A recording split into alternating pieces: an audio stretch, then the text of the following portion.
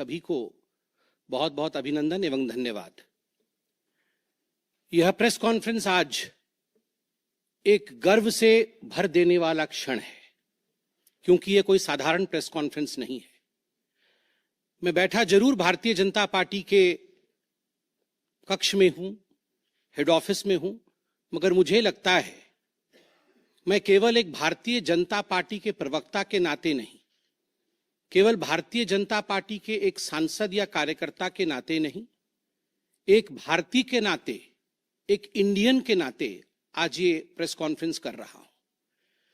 क्योंकि जिस प्रकार का टेरर डेमोलिशन, जिस प्रकार आतंकवाद का खात्मा बीते कुछ दिनों में हमने भारतवर्ष में देखा है, भारतवर्ष ने जिस प्रकार से पाकिस्तान में आतंकी अड्डों को ऑपरेशन सिंदूर के माध्यम से समाप्त किया है, वह अपने आप में पूरे विश्व में एक संदेश भेजता है, एक निर्णायक संदेश।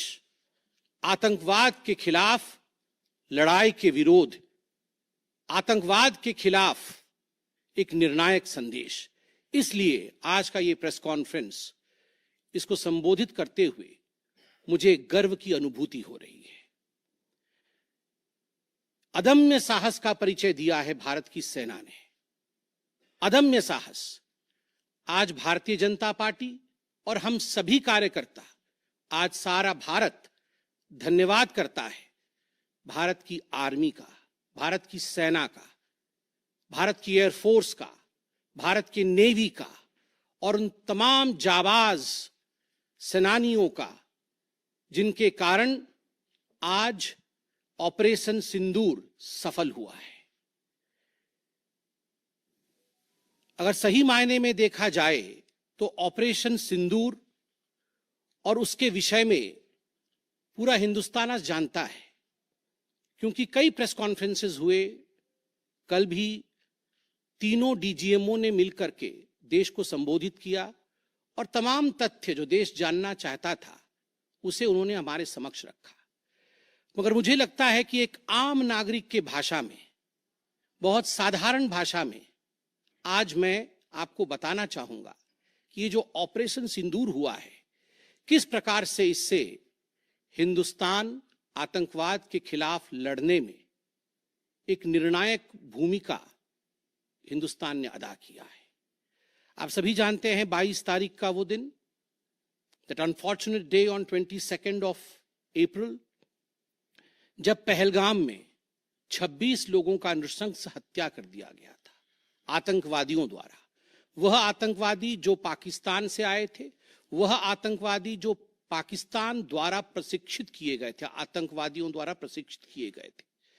उनमें 25 भारतीय थे और एक नेपाली नागरिक था। प्रधानमंत्री श्री नरेंद्र मोदी उस समय विदेश दौरे में थे, सऊदी अरब में थे। प्रधानमंत्री नरेंद्र मोदी तुरंत भारत लौट के आते हैं और उन्होंने जनता की बात को सुना। जनता ने उस समय एक मांग रखी कि आतंकवाद के ऊपर हमला हो, हमें बदला लेना है पहलगाम के इस आतंकवादी हमले का। प्रधानमंत्री ने बिहार की भूमि से ऐलान किया और यह वादा किया कि मैं वादा करता हूं कि जो आपकी इच्छा है कि आतंकवाद के खिलाफ हमला होगा, हम पहलगाम के इस आतंकवादी हमले का बदला लेंगे। We will avenge the death of 26 people. प्रधानमंत्री ने कहा यह जो बदला होगा यह आतंकवादियों के कल्पना से बाहर का बदला होगा, और जो बदला हुआ वो आतंकवादियों के कल्पना के बाहर का बदला था। प्रधानमंत्री जी ने कहा कि हम घुस के मारेंगे और मिट्टी में मिलाएंगे आतंकवादी के ठिकानों को, और आतंकवादियों के ठिकानों को प्रधानमंत्री नरेंद्र मोदी जी के निर्णय ने और हमारे सेना के अदम्य साहस ने मिट्टी में मिलाने का काम किया। यह वादा प्रधानमंत्री नरेंद्र मोदी जी का था।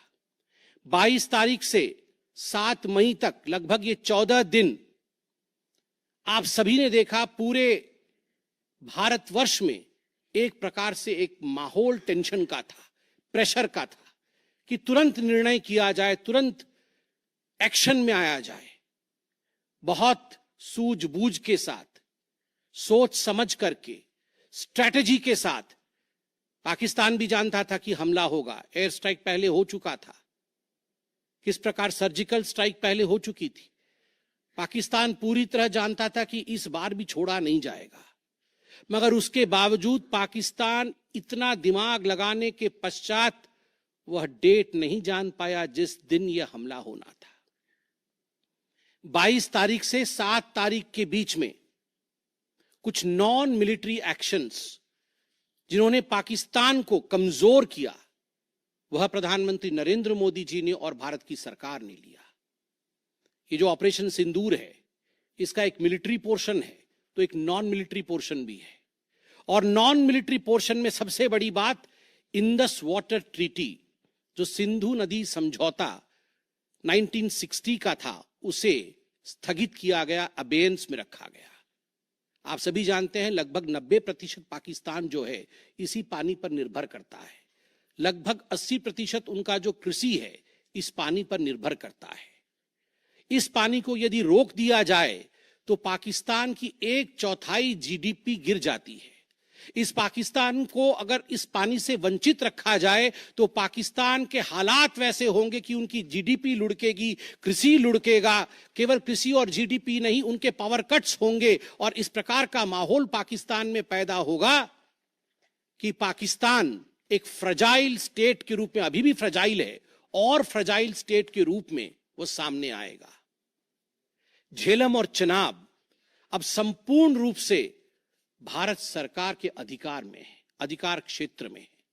और जिस प्रकार से यहां हम बांध बनाने की और रिवर को आगे बढ़ाने की बात कर रहे हैं, नए रिजर्वॉयर, इरिगेशन और हाइड्रो पावर से जम्मू कश्मीर, लद्दाख, पंजाब एवं हरियाणा, इन राज्यों को बहुत फायदा मिलने वाला है।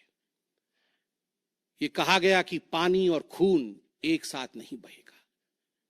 मित्रों, जरा सोच के देखिए, 50 वर्षों तक जो संभव नहीं हुआ था, किसी भी युद्ध में यह संभव नहीं हुआ था कि इंडस वाटर ट्रीटी को रोक दिया जाए। जो संभव नहीं हुआ था वह असंभव काम संभव हुआ इस बार। अटारी वाघा बॉर्डर को भी रोक दिया गया। दोनों देशों के बीच में कोई ट्रेड नहीं होगा और इसका खामियाजा कोई भुगतेगा तो वो पाकिस्तान की इकोनॉमी भुगतेगी।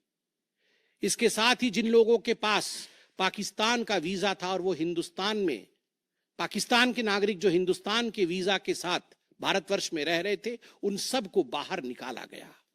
पाकिस्तान का कोई भी आर्टिस्ट, कोई भी परफॉर्मेंस वो भारतवर्ष में नहीं हो सकता है। इस प्रकार के कड़े प्रतिबंध पाकिस्तान के ऊपर लगाए गए। माननीय प्रधानमंत्री श्री नरेंद्र मोदी जी ने लगभग 20 देशों के राष्ट्राध्यक्षों से सीधी बातचीत की।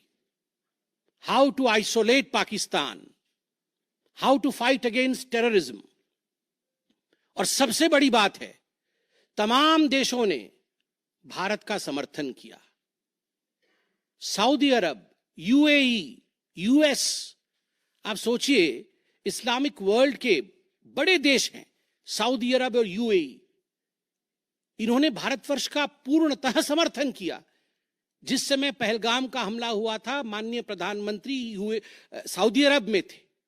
सऊदी अरब के अपने दौरे को जब वो छोड़ के आए, तब उनको वहां एश्योरेंस दिया गया कि आप जाइए, हम आपके साथ खड़े हैं, वी सपोर्ट यू, हम टेरर के खिलाफ आपके साथ कंधे से कंधा मिला के लड़ेंगे।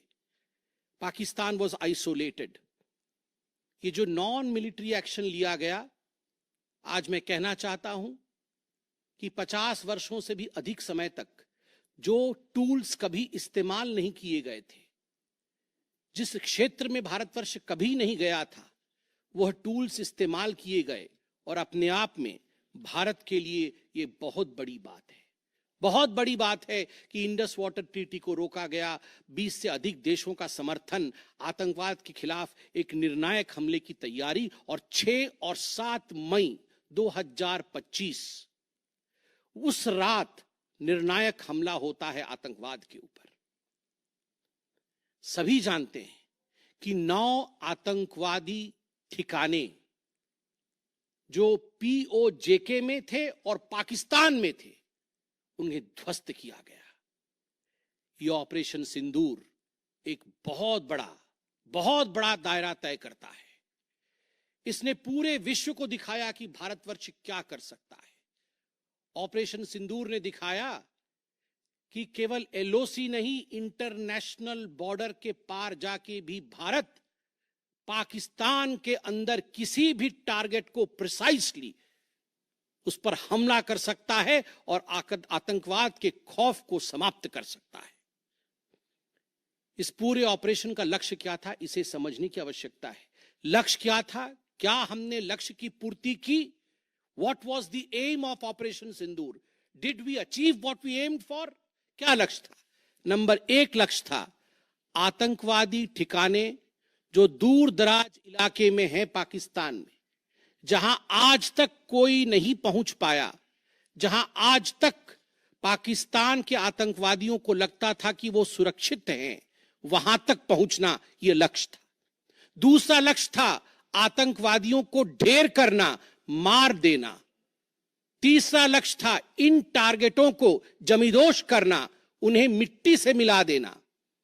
चौथा लक्ष्य था इस पूरे काम को करते हुए कोई भी सिविलियन, उसके ऊपर किसी प्रकार से कोई इंजुरी नहीं होना। और अंतिम लक्ष्य था किसी प्रकार के मिलिट्री, जो पाकिस्तान का मिलिट्री या सैन्य बेस हो, उसके ऊपर हमला नहीं करना। अर्थात यह लड़ाई आतंकवाद के खिलाफ थी। यह लक्ष्य था ऑपरेशन सिंदूर का। This was a fight against terrorism and terrorists. क्या हम लक्ष्य को पा पाए? आप देखिए, जब यह हमला हुआ तो 9 ठिकाने ध्वस्त हुए, उनमें 5 POJK में थे, पाक ऑक्यूपाइड जम्मू कश्मीर में, और 4 पाकिस्तान में थे। सबसे बड़ी बात है, पहली बार पंजाब प्रोविंस, जो कि पाकिस्तान का एक बहुत स्ट्रेटेजिक लोकेशन है, पंजाब प्रोविंस उनका हृदय है पाकिस्तान का, उसके अंदर भारतवर्ष घुस करके आतंकवादियों का सफाया करता है। यह अपने आप में छोटी बात नहीं है। This is a big achievement as far as operation Sindoor is concerned. Lashkar Taiba, Jaish ए मोहम्मद, हिजबुल मुजाहिदीन, इनके ठिकाने ध्वस्त होते हैं। और मैं यहां वो नाम पढ़ना चाहूंगा। ये जो 9 नाम है, 9 आतंकवादी ठिकाने, मैं आज देश से अपील करना चाहूंगा, तमाम भारतीयों से अपील करना चाहूंगा कि ये नाम हमें स्मरण करना है। आने वाले 100 वर्षों तक हमें इन नामों को याद दिलाते रहना है, दोहराना है। जब भी आतंकवाद सर उठाए तो हमें ये चित्र दिखाने हैं कि तुम्हारा क्या हश्र किया था ऑपरेशन सिंदूर ने, भारत की सेना ने, भारत की राजनीतिक इच्छा शक्ति ने और भारतीयों ने। इसलिए मैं नाम पढ़ना चाहूंगा। सवाई नाला कैंप मुजफ्फराबाद, जो POJK में है, 30 किलोमीटर दूर है एलओसी से, उसे ठिकाना लगाया गया। लश्कर तोयबा का ट्रेनिंग सेंटर था। 20 अक्टूबर 2024 सोनमर्ग में और 24 अक्टूबर 2024 गुलमर्ग में जो आतंकी हमले हुए थे, उसमें यहां से आतंकवादी आए थे। और सबसे बड़ी बात, 22 अप्रैल 2025 को जो आतंकवादी आकर पहलगाम में हमारे नागरिकों को मार के गए थे, हमारी बहनों के माथे से जिन्होंने सिंदूर पोंछने का काम किया था, उनका प्रशिक्षण भी इसी केंद्र में हुआ था, सवाई नाला कैंप मुजफ्फराबाद। सैयदाना बिलाल कैंप मुजफ्फराबाद, ये जैसे मोहम्मद का ट्रेनिंग सेंटर था, ये दूसरा कैंप जो ध्वस्त हुआ। गुलपुर कैंप कोटली, ये एलओसी से 30 किलोमीटर दूर था, लश्कर तैयबा का बेस था। और 20 अप्रैल 2023 को पुंछ में, 9 जून 2024 को जो तीर्थ यात्री को बस में हमला करके मारने का काम किया था आतंकवादी, यहां गुलपुर कैंप से आए थे जो कोटली में है, उसे ध्वस्त किया गया। बरनाला कैंप बिरगढ़, बरनाला कैंप जो 9 किलोमीटर दूर है एलओसी से, उसे समाप्त किया गया। अब्बास कैंप कोटली जो 13 किलोमीटर दूर है एलओसी से, लश्कर तैयबा का फिदाइन सेंटर है और 15 आतंकवादियों को एक साथ ट्रेन कर सकता है, उसे ध्वस्त करके गिराया गया। सरजाल कैंप सियालकोट, अंतर्राष्ट्रीय सीमा से 6 किलोमीटर दूरी पर है, इंटरनेशनल बॉर्डर से। सांबा कठुआ के सामने है। और मार्च 2025 में जम्मू और कश्मीर पुलिस के 4 जवान शहीद हुए थे। उनको मारने का काम इन्हीं आतंकवादियों ने किया था जो सरजाल कैंप से आए थे सियालकोट के। उस कैंप को ध्वस्त कर दिया गया। महमूना जाया कैंप सियालकोट, जो कि 12 से 18 किलोमीटर इंटरनेशनल बॉर्डर से दूर है। मैं एलओसी की बात नहीं कर रहा हूं, इंटरनेशनल बॉर्डर से। और हिजबुल मुजाहिदीन का अड्डा है, बहुत बड़ा कैंप है। कठुआ और जम्मू क्षेत्र में जो भी आतंकवादी गतिविधि होती है, सियालकोट के इस मजनूमा जाया कैंप से आतंकवादी भेजे जाते हैं। भारतवर्ष ने उसे ध्वस्त किया। मरकज तैयबा मुरीद के, जो कि अंतर्राष्ट्रीय सीमा से 18 से 25 किलोमीटर दूर है। 2008 के मुंबई का जो हमला हुआ था, 26/11 के नाम से जिसे हम जानते हैं, उसमें जो आतंकवादी आए थे, अजमल कसाब और डेविड हेडली, उनकी ट्रेनिंग मरकज तैयबा मुरीद के में हुआ था। और आज मैं फक्र के साथ कह सकता हूं, गर्व के साथ कह सकता हूं कि भारत की सेना ने, भारत की राजनीतिक इच्छा शक्ति ने और भारतीयों ने मरकज तैयबा मुरीद के को ध्वस्त किया है, समाप्त किया है। मरकज सुभान अल्लाह बहावलपुर इंटरनेशनल बॉर्डर से 100 किलोमीटर की दूरी पे है। विश्व में किसी ने ऐसा नहीं सोचा होगा, पाकिस्तान ने तो सपने में भी नहीं सोचा होगा कि भारत की सेना के पास, भारत की एयरफोर्स के पास और भारत के राजनेताओं के पास ऐसी इच्छा शक्ति होगी कि इंटरनेशनल बॉर्डर से 100 किलोमीटर दूर घुस के वो हमारे आतंकी अड्डे को ध्वस्त कर सकते हैं। मरकज सुभान अल्लाह, जो कि जैशे मोहम्मद का मुख्यालय था, उस मुख्यालय को भारत की वायुसेना ने ध्वस्त किया। यह कोई छोटा विषय नहीं है। यह बहावलपुर एक ऐसा स्थान है जहां यूनाइटेड स्टेट्स, यूएस भी अपने ड्रोन नहीं भेज पाया था। उस जगह पे भारत घुस के मारता है। आज का भारत, आज का नया भारत यही है। ये नाम, जो 9 नाम मैंने पढ़े, हमें याद रखने चाहिए, मगर उन नामों के साथ मैं कुछ और भी बताना चाहता हूं। जो आतंकवादी मारे गए, एक लक्ष्य था आतंक के ठिकानों को, आतंक के अड्डों को सफाई करना, ध्वस्त कर देना। दूसरा लक्ष्य था ऑपरेशन सिंदूर का, आतंकवादियों को चुन चुन कर मारना, उन्हें मिट्टी में मिलाना। 100 से अधिक आतंकवादी मारे गए, 100 से अधिक। मैं कुछ आतंकवादियों के नाम पढ़ता हूं जिनको कि हम डिस्कस करते थे डिबेट्स में, टीवी पे, यूएन में, जिनको कि यूएस ने भी कंडेम कर रखा था। मैं नाम पढ़ रहा हूं। मुदस्सर कादियान खास उर्फ मुदस्सर उर्फ अबू जुंदाल। अबू जुंदाल नाम से हम जानते थे इस आतंकवादी को। और जो लश्कर तैयबा का आतंकवादी था, वो मरकज तैयबा का जो मुरीदके में है, उसका इंचार्ज था।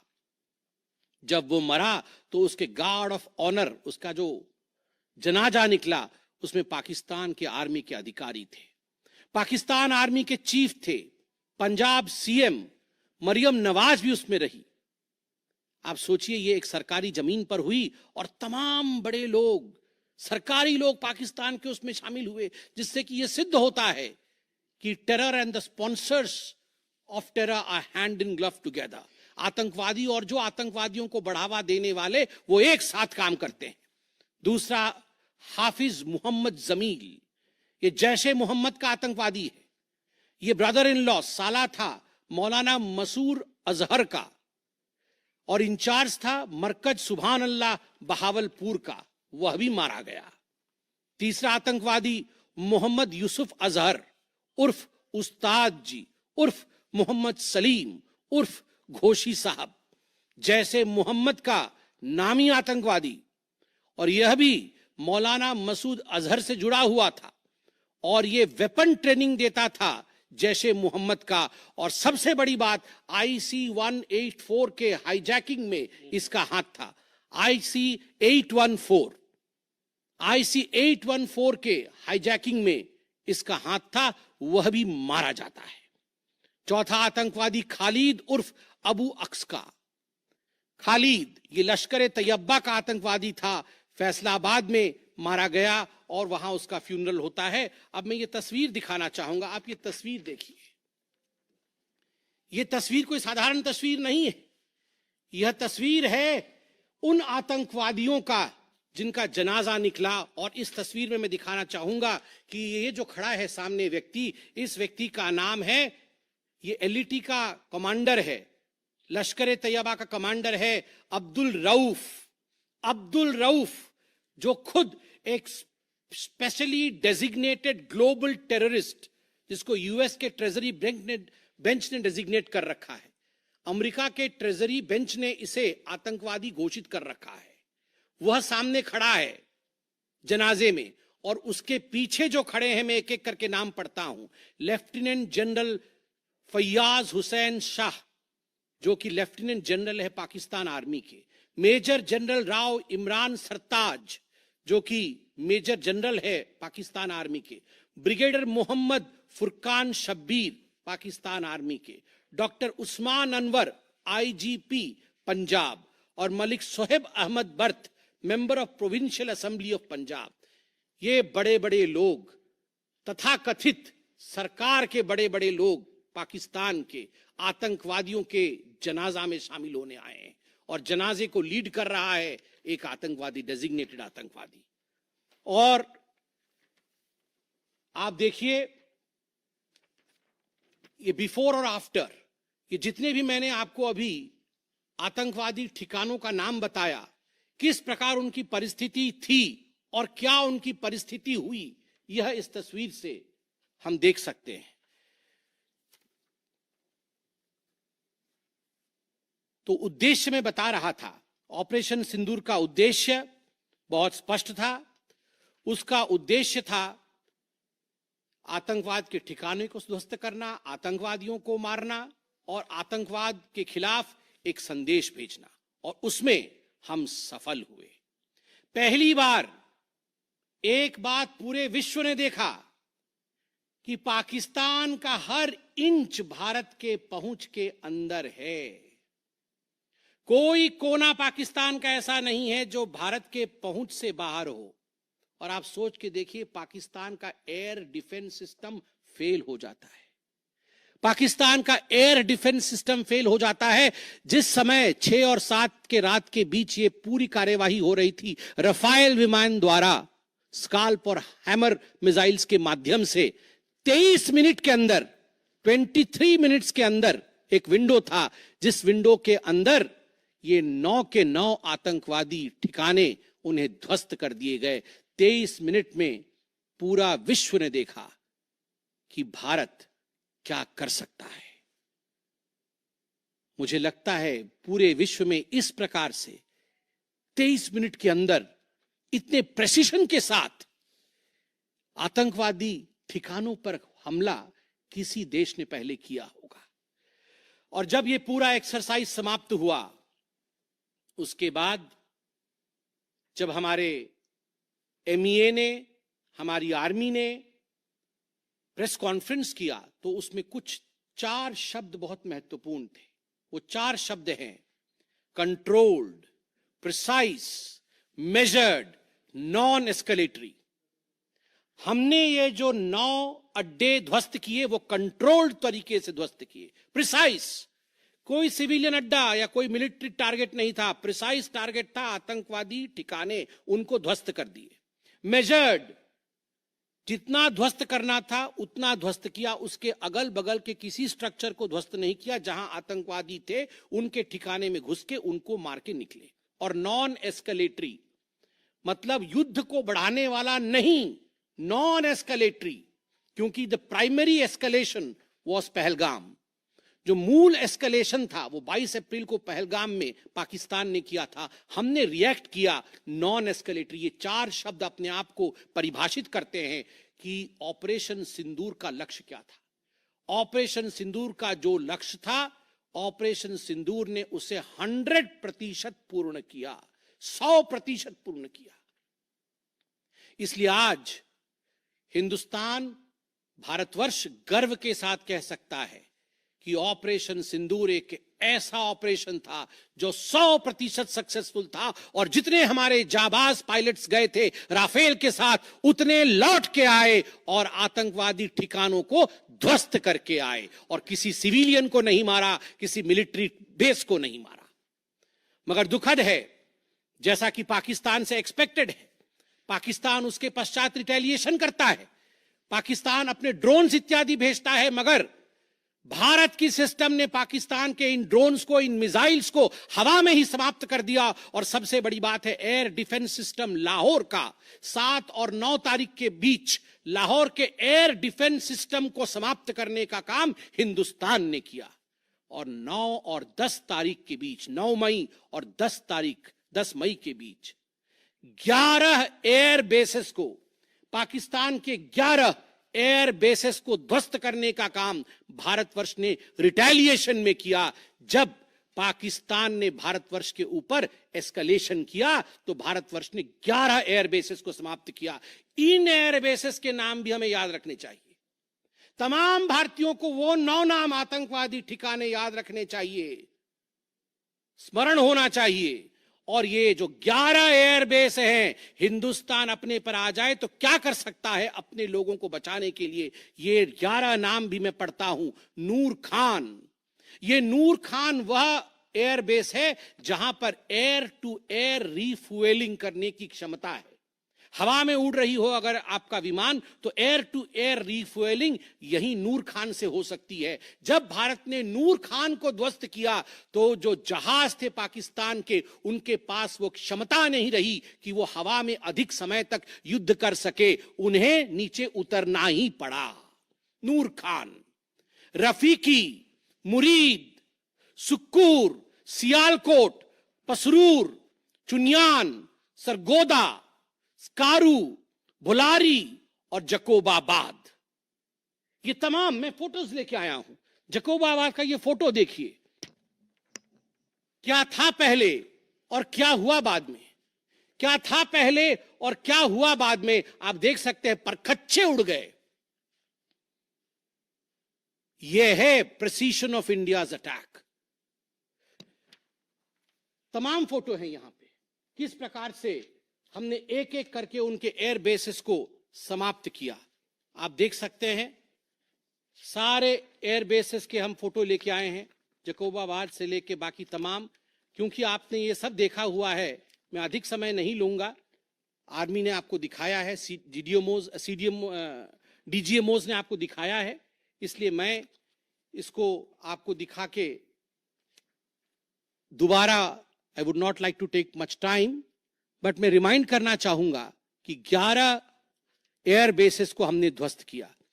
और इसमें एक बड़ा विषय है, पहली बार विश्व में किसी देश ने एक न्यूक्लियर कंट्री के अंदर घुस करके उनके एयर बेसेस को समाप्त करने का काम किया। पाकिस्तान एक न्यूक्लियर कंट्री है, उसके अंदर घुस करके उनके एयर बेसेस को 20% पाकिस्तान के एयरफोर्स के इंफ्रास्ट्रक्चर को भारतवर्ष ने नाकाम कर दिया। 20% of PAF's infra was destroyed by India. Just imagine, एक न्यूक्लियर कंट्री है, उसमें घुसकर मारना, यह अपने आप में पूरे विश्व में पहला इंस्टेंस है।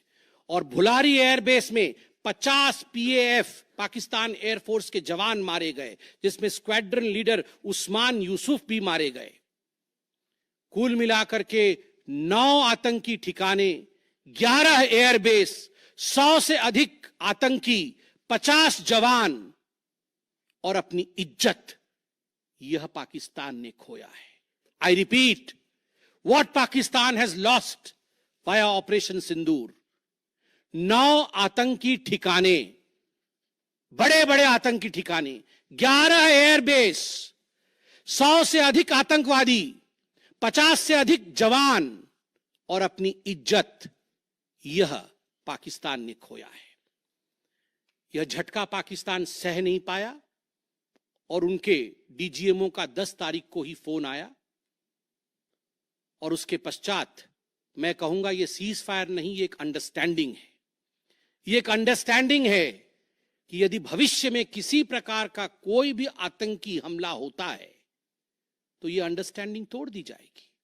हमने करके दिखाया है, जो पहले कभी नहीं हुआ था वो हुआ है इस बार, अंदर घुस के मारा है हमने, ये एक अंडरस्टैंडिंग है। और सबसे बड़ी बात है, पाकिस्तान में उनके मौलाना, उनके मौलवियों ने पाकिस्तान का साथ नहीं दिया, मगर हिंदुस्तान की एकता देखिए, हिंदुस्तान का भाईचारा देखिए, पूरा देश एक होकर खड़ा हुआ, पूरा देश सेना के पीछे, सेना के अदम्य साहस के पीछे, हमारी राजनीतिक इच्छा शक्ति के पीछे पूरा भारत एक होकर खड़ा हुआ। और आज मैं कहना चाहता हूं कि आज पाकिस्तान पूरे विश्व में अलग थलग पड़ा है। पहले भी ऐसे वक्त थे, अनेकों प्रयास भारतवर्ष करता था, पहले हम सबूत देते थे, प्रयास करते थे डोजियर के माध्यम से पाकिस्तान को प्रूफ दे आतंकवाद का, वो डोजियर लेती थी मगर उस पे काम नहीं करती थी। मगर आज नए भारतवर्ष ने पाकिस्तान को बख्शा नहीं है, आतंकवाद के खिलाफ एक निर्णायक लड़ाई हुई है। और प्रधानमंत्री जी ने स्पष्ट कहा है, वहां से यदि गोली आती है तो यहां से गोला जाएगा। इसी के साथ मैं अपने वक्तव्य को समाप्त करता हूं। कोई प्रश्न हो तो अवश्य पूछे। कमलेश जी।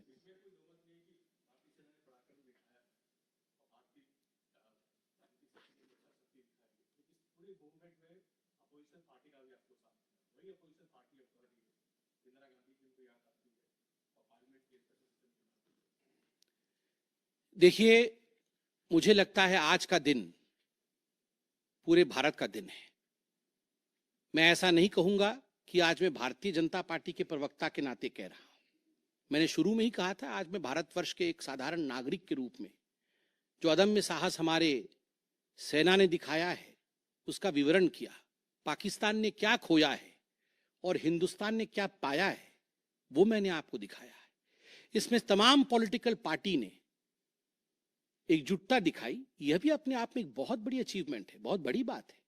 और आज मैं नहीं चाहता हूं मैं किसी की आलोचना करूं, और मैंने कहा कि विगत दिनों में वह भी एक प्रयास था, जहां हम प्रूफ देने की कोशिश करते थे, हम डोजियर इत्यादि देते थे, हम 26/11 भी हुआ था, उस समय भी हमने प्रयास किया था कि हम पाकिस्तान को समझाएं कि देखो तुम्हारे आतंकी आके क्या कर रहे हैं हमारे देश में, मगर पाकिस्तान मानता नहीं था। पाकिस्तान को लगता था कि they can take India for granted.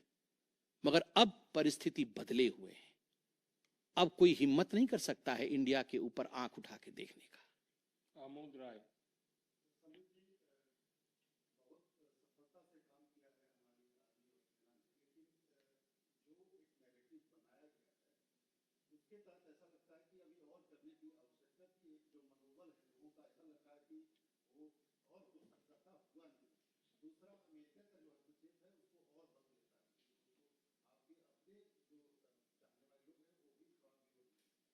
आपके दो प्रश्न हैं। पहला प्रश्न है कि बहुत सारी सफलताएं रहीं मगर लोगों के मन में और की इच्छा थी। दूसरा प्रश्न हस्तक्षेप को लेकर है। मैं दोनों का सटीक उत्तर दूंगा। नंबर 1, मैंने आपको इस प्रेस कॉन्फ्रेंस के माध्यम से आरंभ में ही बता दिया कि ऑपरेशन सिंदूर का लक्ष्य क्या था।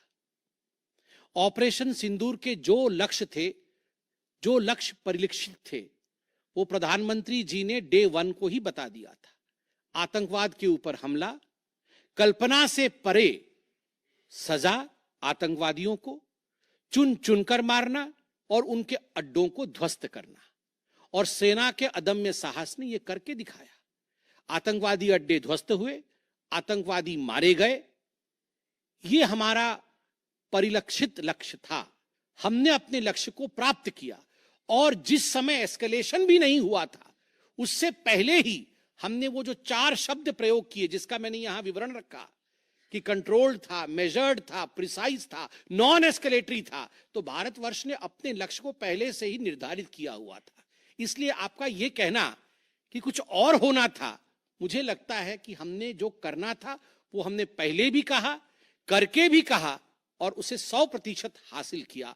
Operation Sindoor was 100% successful operation. 100% सफलतापूर्वक किया गया एक मुहिम था, एक ऑपरेशन था ऑपरेशन सिंदूर। जनेंद्र सर, जो आपसे पूछा भी क्या वो दूसरा सवाल है, इस बारे में मैंने और खासतौर पर शुरुआत हुई कि ट्रंप ने ऐलान किया इस सीज फायर को लेकर। कांग्रेस इसको लेकर सवाल उठा रही है और बल्कि इसमें जैसे जोड़ दूं कि जो एक बीएसएफ का जवान पाकिस्तान की कस्टडी में है, उसको लेकर कांग्रेस जो है डोनाल्ड ट्रंप से सवाल पूछ रही है कि वो कब रिहा होगा। इस पर आप क्या जवाब देना चाहेंगे? देखिए, पहली बात तो है, जहां तक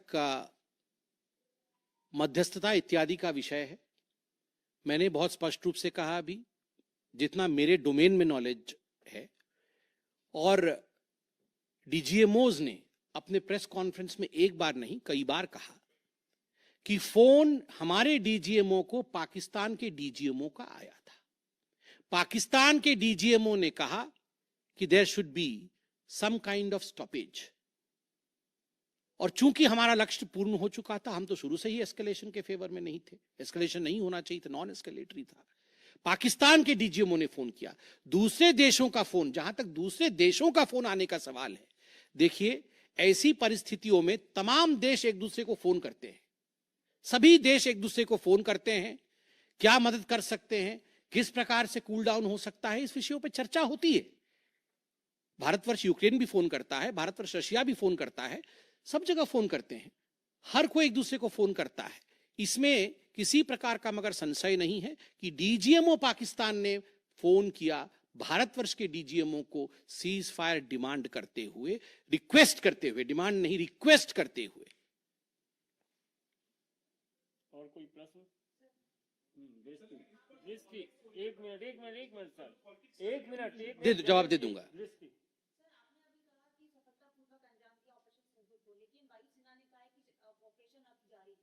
बिल्कुल, ऑपरेशन अभी जारी है, और मैंने कहा, माननीय प्रधानमंत्री जी ने स्वयं कहा है, गोली आएगी तो गोला जाएगा।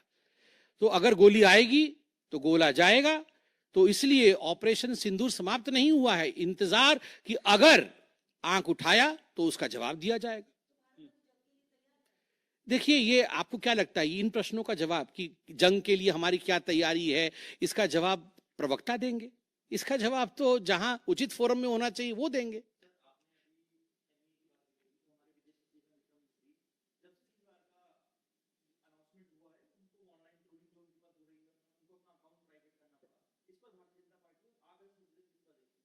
देखिए, मैं बहुत स्पष्ट रूप से बता दूं, ये आज की जो प्रेस कॉन्फ्रेंस हो रही है, ऑपरेशन सिंदूर को लेकर हो रही है, उसके सफलता को लेकर हो रही है, और तमाम लोग जो ऑपरेशन सिंदूर से जुड़े हुए थे, चाहे वो सेना हो, चाहे वो हमारी राजनीतिक घटक हो, चाहे वो हमारे ब्यूरोक्रेट्स हो, उन सभी का सलाम है।